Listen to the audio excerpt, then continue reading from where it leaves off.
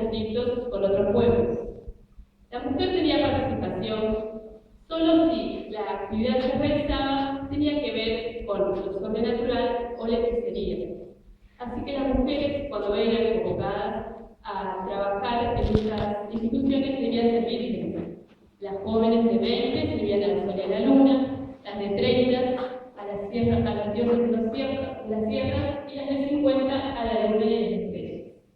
Otra de las comunidades eran la mapuche, que de ninguna manera comulgaban el principio de la virginidad. Y se dice que entre ellos existía el travestismo, tanto masculino como femenino. La mujer tenía capacitación y una labor muy importante era el giro. Donde no participaban era cuando tenían que vender o negociar con los hábiles comerciantes que se llevaban la producción. Las jóvenes de esta familia eran ofrecidas a los visitantes y luego estos veían su convivencia. Otra comunidad eran los mocovíes. Le dejaban la actividad más penosa a las mujeres, que eran maltratadas y golpeadas por sus maridos. La mandaban a despostar los animales, a buscar leña, a salir en busca de miel y también a buscar frutas de algarrobo con las que luego preparaban la chicha, con la que sus amos y señores se embriagarían llenamente. En el segundo viaje de Cristóbal Colón se embarcaron una cantidad importante de mujeres. Se dice que era muy común en los españoles que quisieran de concubinas, con las que luego de las que luego al procrearse salieron los primeros nupcias.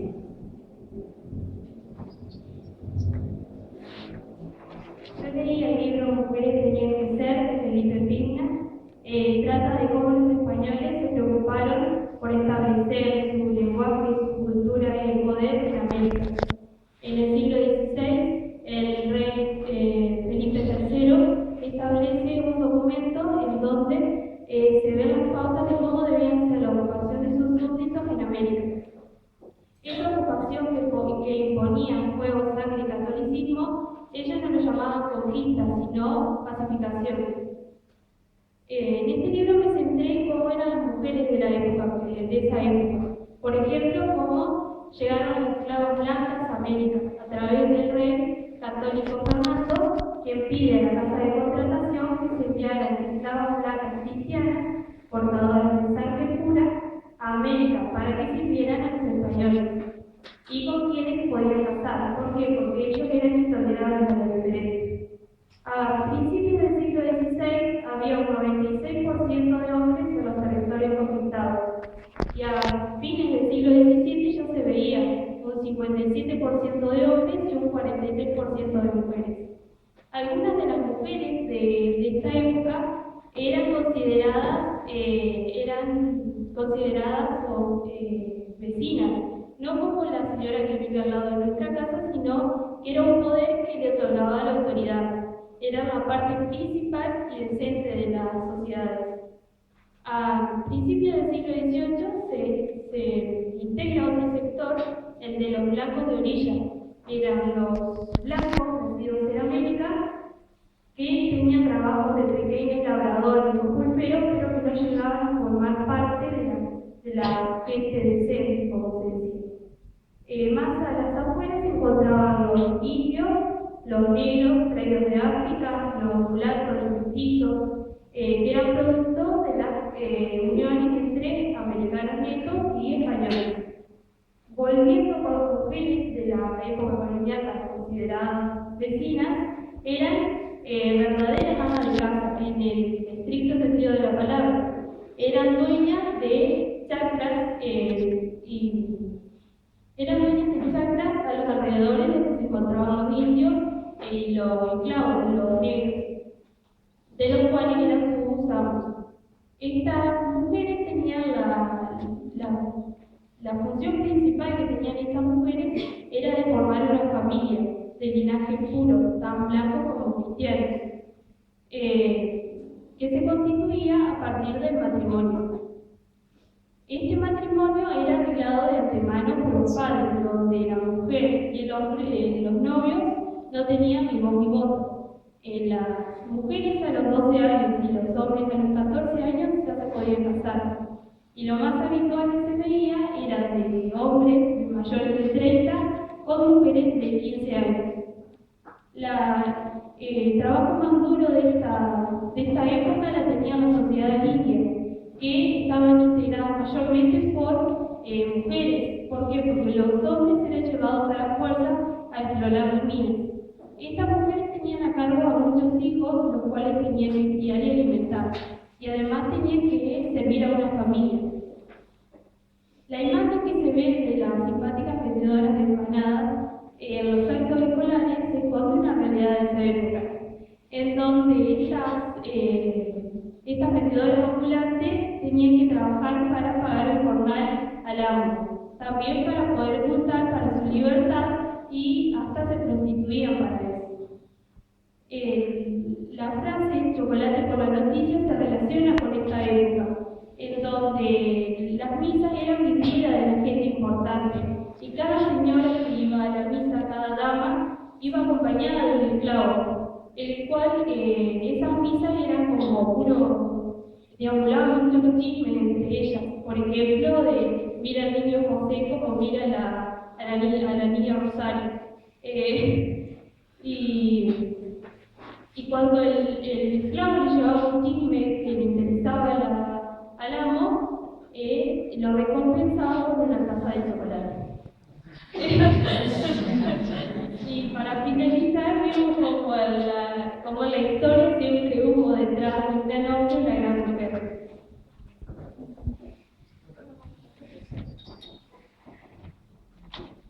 Yo me especialicé en la historia de la vida privada de la Argentina. En primer lugar, me centré en la familia, en el siglo XVIII. La familia de la clase baja estaba compuesta por los cónyuges y los hijos, mientras que la familia de la clase alta estaba compuesta por los cónyuges, los hijos, la gente del servicio y los huéspedes. Con respecto a la arquitectura, las casas presentaban un patio central. En ese patio central estaba comunicado con cada una de las habitaciones. Allí había ventanales enormes, que era donde la gente podía charlar, dialogar, comunicarse por los vecinos. Contaba con un comedor, una cocina, un baño, un living, una sala de huéspedes, una sala de servicio, 1 o 2 dormitorios para los hijos y un dormitorio para el cónyuge. Una de las historias que más me llamó la atención fue la historia de Camila. Camila era una chica de una clase social alta que estaba enamorada de un sacerdote. A ella la mata un pelotón de fusilamiento, pero dice, no fue su amor el que la llevó a que la matara el pelotón de fusilamiento, sino su clase social, porque en esa época, en ese momento de la historia, que una chica de una clase social, siendo hermana de sacerdotes y jefes de policía, estuviera enamorada de un sacerdote, era algo imperdonable. Mucha gente decía, la hubiera metido recluta, la hubiera llevado a un convento, pero no morir de esa manera. Me pareció también importante destacar la relación que se establece entre lo público y lo privado, con una historia. Un hombre de Chizarreta, que viene desde la provincia de Tucumán con su pareja, María Chugaray, se instalan en Buenos Aires. Al tiempo que se instalan, la mujer lo demanda al hombre, porque dice que le había golpeado y le había roto su ropa. El hombre, en la declaración, dice que sí, que le había golpeado, que había roto su ropa, que había venido en un estado crítico, ¿no? Le gustaba el juego, era vicioso, sí. Y además declara que él no era el esposo de María Chugaray, era el esposo de la hermana de ella, y que los hijos que tenía María Chugaray eran de ella, no eran de él. Entonces ahí podemos ver cómo una historia de vida, algo privado, pasa a ser algo público, con lo de la demanda, con los jueces, y cómo tanto María como Chazarreta violaron los normas sociales. Es decir, que cada familia tiene su ideología, su forma de pensar, y eso se representa a los normas. Antiguamente, la mujer era la víctima, era la que demandaba, pero tenía miedo de demandar, miedo por el que dirán, por lo público, ¿no? Por la deshonra familiar. Después de la demanda se seguía al juicio por divorcio, hasta que en el año 1772 Bertis estableció una comisaría. Allí había un alcalde, y era él el encargado de negociar las relaciones de pareja. Cuando el alcalde ya no podía negociar más, se pasaba a manos del juez. Retomando un poquito el tema de la familia, la clase baja, la clase pobre, aquellas familias que no tenían cómo alimentar a sus niños o cómo brindarle la educación, los daban en adopción. Pero seguían manteniéndose en contacto con los niños, y era allí donde estos me contaban que si eran preguntados, que si las familias adoptivas cumplían o no con las obligaciones que le correspondían. De lo contrario, volvían con sus familias originales. Las madres, por lo general, elegían a las niñas, porque les enseñarían a ser amas de casa, y los padres elegían a los niños porque les enseñarían a realizarse en algún oficio. Hasta que en el año 1779, Bertis establece una casa para niños expósitos. Allí irían todos los niños de madres viudas, separadas, solteras. Las familias que no tenían algún integrante de la familia enfermo los mandaban allí.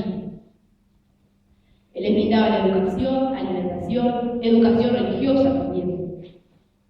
Y por último les voy a contar acerca de la moda de la época, en Europa del siglo XX, en especial en las mujeres.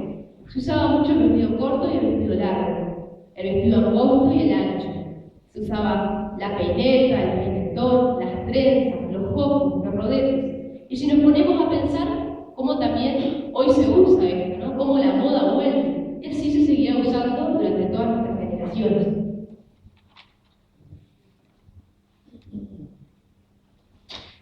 Buenas noches. Yo le voy a hablar sobre nuestra heroína y mujer, Juana Zurduy. Esta mujer nació el 17 de julio de 1780. Era una niña que quedó huérfana porque sus padres, ganaderos, murieron y quedó a cargo de sus tíos. Estos hombres, como veían que quedó a cargo de todas sus haciendas, todos sus ganados, la mandaron a un convento de llamado Santa Teresa en la ciudad de Charcas.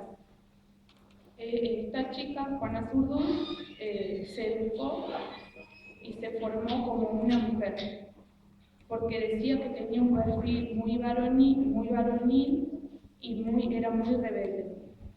Cuando salió del convento, se casó en 1802 con Manuel Asensio Padilla, un caudillo, un guerrillero, que en ese tiempo Juana Zurduy decide acompañarlo en todas sus guerrillas. Con este hombre tiene 5 hijos.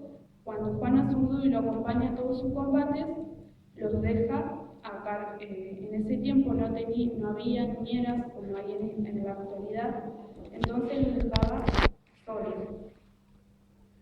Por ese momento, como nadie le daba de comer, no podían, sus hijos murieron.